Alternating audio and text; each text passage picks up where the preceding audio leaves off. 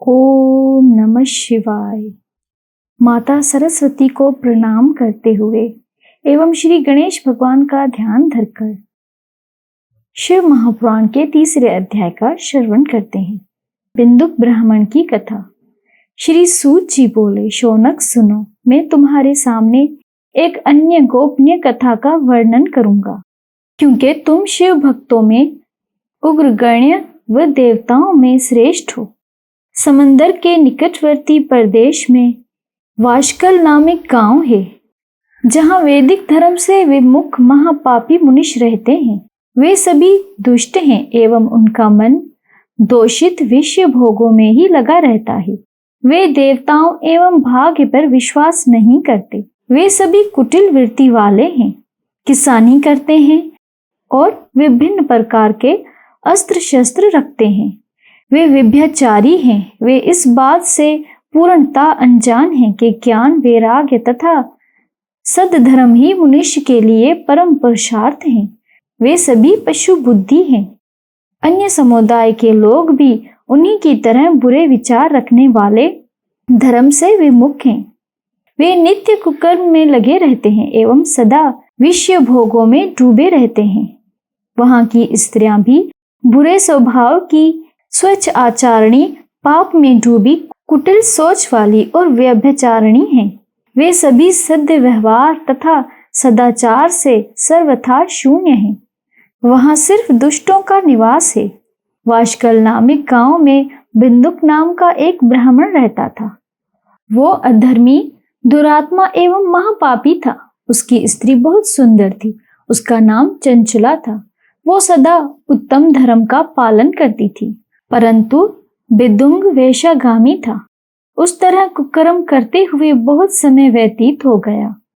उसकी स्त्री काम से पीड़ित होने पर भी स्वधर्म नाश के भय से कलेश सहकर भी काफी समय तक धर्मभ्रष्ट नहीं हुई, परंतु आगे चलकर वो भी अपने दुराचारी पति के आचरण से प्रभाव होकर दुराचारणी और अपने धर्म से विमुख हो गई। इस तरह दुराचार में डूबे हुए उन पति पत्नी का बहुत सा समय व्यर्थ बीत गया। वेश्यागामी दुष्ट बुद्धि वाला वो दुष्ट ब्राह्मण बिंदुक समय अनुसार मृत्यु को प्राप्त हो गया, नरक में चला गया। बहुत दिनों तक नरक के दुखों को भोग कर वो मूढ़ बुद्धि पापी विंध्य पर्वत पर भयंकर पिशाच हुआ। इधर उस दुराचारी बिंदुक के मर जाने पर वो चंचला नामक स्त्री बहुत समय तक पुत्रों के साथ अपने घर में रहती रही।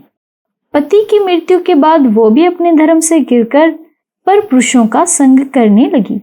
सतियां विपत्ति में भी अपने धर्म का पालन करना नहीं छोड़ती। यही तो तप है। तप कठिन तो होता है, लेकिन उसका फल मीठा होता है। विषय इस सत्य को नहीं जानता, इसीलिए वो विषयों के विषफल का स्वाद लेते हुए भोग करता है। एक दिन देवयोग से किसी पुण्य पर्व के वो अपने भाई बंधुओं के साथ गोकर्ण क्षेत्र में गई। उसने तीर्थ के जल में स्नान किया एवं बंधुओं के साथ यत्र तत्र घूमने लगी। घूमते घूमते वो एक देव मंदिर में गई। वहां उसने एक ब्राह्मण के मुख से भगवान शिव की परम पवित्र एवं मंगलकारी कथा सुनी।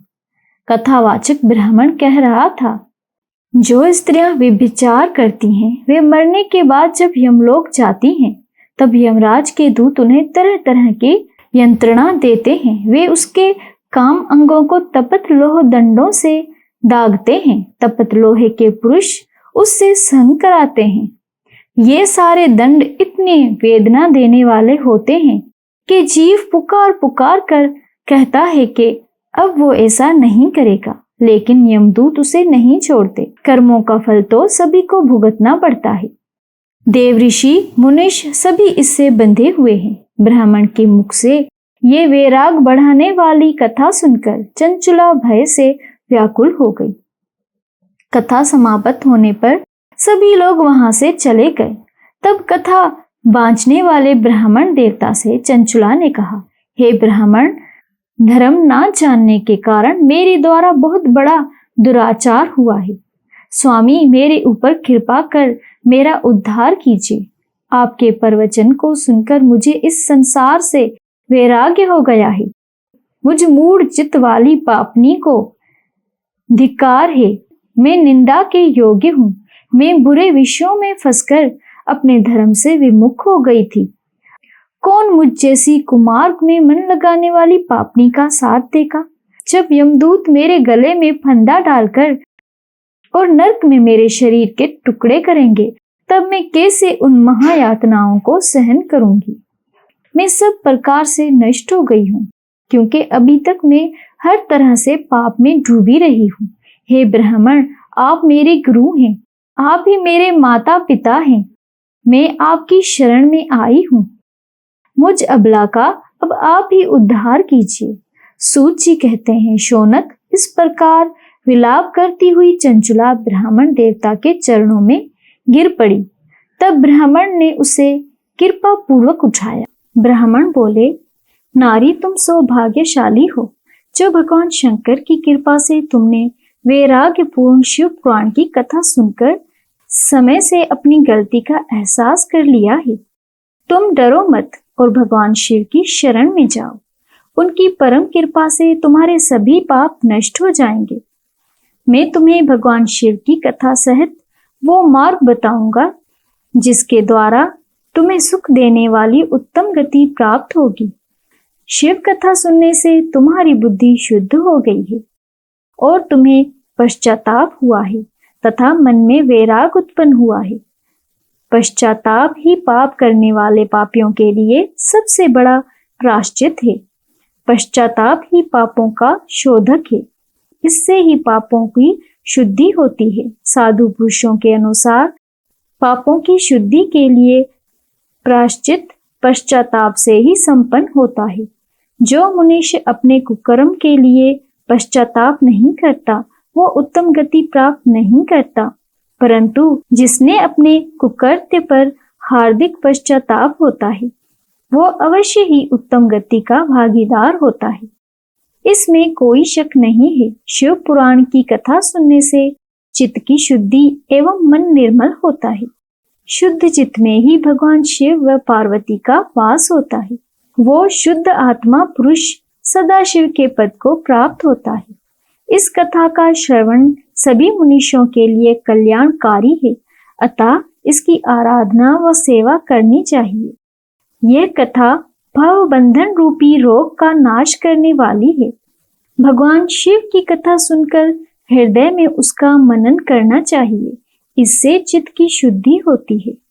चित्त शुद्ध होने से ज्ञान और वैराग के साथ महेश्वर की भक्ति निश्चय ही प्रकट होती है तथा उनके अनुग्रह से दिव्य मुक्ति प्राप्त होती है। जो मनुष्य माया के प्रति आसक्त हैं, वो इस संसार बंधन से मुक्त नहीं हो पाता। हे ब्राह्मण पत्नी, तुम अन्य विषयों से अपने मन को हटाकर भगवान शंकर की इस परम पावन कथा को सुनो। इससे तुम्हारे चित्त की शुद्धि होगी और तुम्हें मोक्ष की प्राप्ति होगी। जो मनुष्य निर्मल हृदय से भगवान शिव के चरणों का चिंतन करता है, उसकी एक ही जन्म में मुक्ति हो जाती है। सूत जी कहते हैं, शौनक ये कहकर वो ब्राह्मण चुप हो गए। उनका हृदय करुणा से भर गया। वे ध्यान में मग्न हो गए। ब्राह्मण का उपदेश सुनकर चंचुला के नेत्रों में आनंद के आंसू छलक गए। वो हर्ष भरे हृदय से ब्राह्मण देवता के चरणों में गिर गई और हाथ जोड़कर बोली, मैं कृतार्थ हो गई। हे ब्राह्मण, शिव भक्तों में श्रेष्ठ स्वामिन, आप धन्य हैं। आप परमार्थदर्शी हैं और सदा पर उपकार में लगे रहते हैं। साधु, मैं नरक के समंदर में गिर रही हूँ, कृपा कर मेरा उद्धार कीजिए। जिस पौराणिक व अमृत के समान सुंदर शिव पुराण कथा की बात आपने की है, उसे सुनकर ही मेरे मन में वैराग उत्पन्न हुआ है। उस अमृतमयी शिव पुराण कथा के सुनने के लिए मेरे मन में बड़ी श्रद्धा हो रही है। कृपया आप मुझसे उसे सुनाइए। सूत जी कहते हैं, शिव पुराण की कथा सुनने की इच्छा मन में लिए हुए चंचुला उन ब्राह्मण देवता की सेवा में वहीं रहने लगी। उस गौकर्ण नामक महाक्षेत्र में उन ब्राह्मण देवता के मुख से चंचला शिव पुराण की भक्ति, ज्ञान और वैराग्य बढ़ाने वाली और मुक्ति देने वाली परम उत्तम कथा सुनकर कृतार्थ हुई। उसका चित्त शुद्ध हो गया। वो अपने हृदय में शिव के सगुण रूप का चिंतन करने लगी। वो सदैव शिव के सच्चानंदमय स्वरूप का सिमरन करती थी। तत्पश्चात अपना समय पूर्ण होने पर चंचला ने बिना किसी कष्ट के अपना शरीर त्याग दिया। उसे लेने के लिए एक दिव्य विमान वहां पहुंचा। यह विमान शोभा साधनों से सजा था एवं शिव गणों से सुशोभित था। चंचला विमान से शिवपुरी पहुंची। उसके सारे पाप धुल गए। वो दिव्यांगना हो गई। वो गौरंगी देवी मस्तक पर अर्धचंद्र का मुकुट व अन्य दिव्य आभूषण पहने शिवपुरी पहुंची। वहां उसने सनातन देवता त्रिनेत्रधारी महादेव शिव को देखा। सभी देवता उनकी सेवा में भक्ति भाव से उपस्थित थे। उनके अंग कांति करोड़ों सूर्य के समान प्रकाशित हो रही थी। 5 मुख और हर मुख में 3-3 नेत्र थे। मस्तक पर अर्धचंद्र आकार मुकुट शोभमान हो रहा था। कंठ में नील चिन्ह था। उनके साथ में देवी गौरी विराजमान थी, जो विद्युत पुंज के समान प्रकाशित हो रही थी। महादेव जी की कांति कपूर के समान गौर थी। उनके शरीर पर श्वेत वस्त्र थे तथा शरीर श्वेत भस्म से युक्त था। इस प्रकार भगवान शिव के परम उज्जवल रूप के दर्शन कर चंचला बहुत प्रसन्न हुई। उसने भगवान शिव को बारंबार प्रणाम किया और हाथ जोड़कर प्रेम, आनंद और संतुष्ट से युक्त हो विनीत भाव से खड़ी हो गई। उसके नेत्रों से आनंद अश्रुओं की धारा बहने लगी। भगवान शंकर व भगवती गौरी उमा ने करुणा के साथ सौम्य दृष्टि से देखकर चंचला को अपने पास बुलाया। गौरी उमा ने उससे प्रेम पूर्वक अपनी सखी बना लिया। चंचला सुख पूर्वक भगवान शिव के धाम में उमा देवी की सखी के रूप में निवास करने लगी। ये थी चंचला की कथा। व्यूअर्स, अगर आपको ये कथा पसंद आई हो तो कमेंट में जरूर बताइएगा और शिव महापुराण सुनने के लिए हमारे चैनल को सब्सक्राइब करें। धन्यवाद।